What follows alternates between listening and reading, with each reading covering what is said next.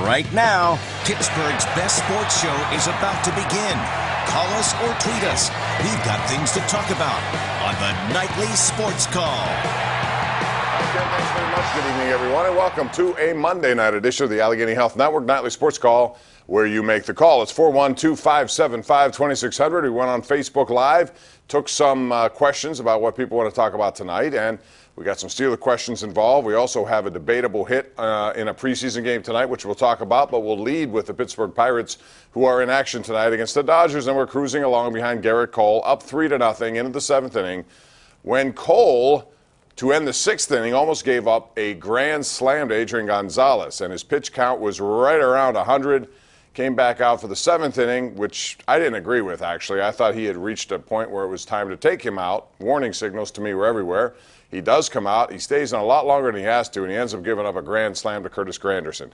Gene Collier, outstanding columnist from the Pittsburgh Post-Gazette. I expect a column on this very topic coming up from you. You're going to be disappointed. In the meantime, though, did you think that Cole had reached an end? I certainly did. I did. I mean, Hurdle obviously liked Cole against Granderson there better than A.J. Schugel against Granderson. I'm sure that's what he'll say in the postgame.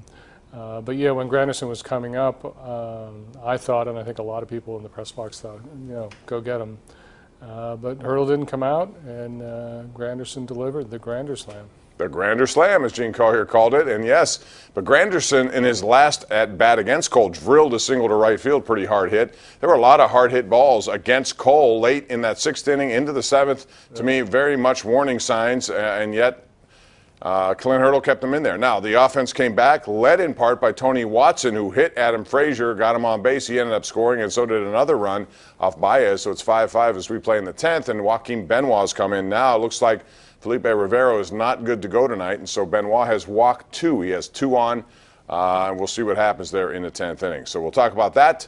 Meantime, Gene, real quick, what you think about the Williamsport thing last night, the Little League World Series, and 2 teams going over there and all of the pomp and circumstance? It looked like a nice event. I mean, I never understand these things. I'm the same way about the hockey game outside. But people, marketing people figure these things out, and they always seem to work, and they seem to be popular, and everyone seemed to be happy with it. But I don't get it. Whatever. Yeah, whatever. At this point, that's all you can do. They're going to happen. A little interruption of the season, whatever the case may be.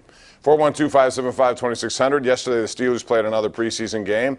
Not much to it. I thought the first-string defense gave up a lot of yardage and points. That first drive, 10 plays, 91 yards. Matt Ryan made it look pretty simple. I don't draw many conclusions on first team because I think there are a lot of guys still not playing the way maybe they should.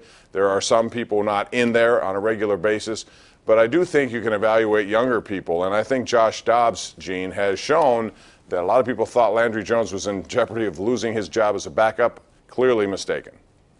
No, Landry Jones is going to be the backup if he's healthy. And if he's not healthy and something were to happen to Ben, the Steelers would have to sign a veteran backup because they would not start Josh Dobbs. Josh Dobbs is playing like a fourth-round pick. With no experience, and it's no fault of his own. I think he's better than a lot of people would be in that situation because he is so smart. He knows what he's looking at. And that's not to say he always does the right thing, but no, he's not going to supplant Landry Jones.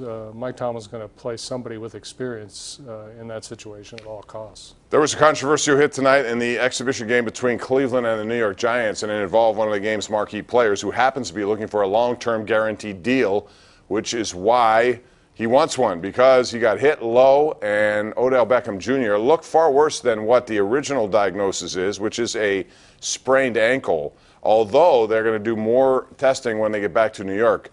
But, Gene, you saw the play, and to me it was the result of the NFL saying you can no longer hit high, so go low. And the guy went low, hit him in the knee. I don't think that's dirty. A lot of people have said it was dirty. It's not dirty. It's that's what the NFL wants right now.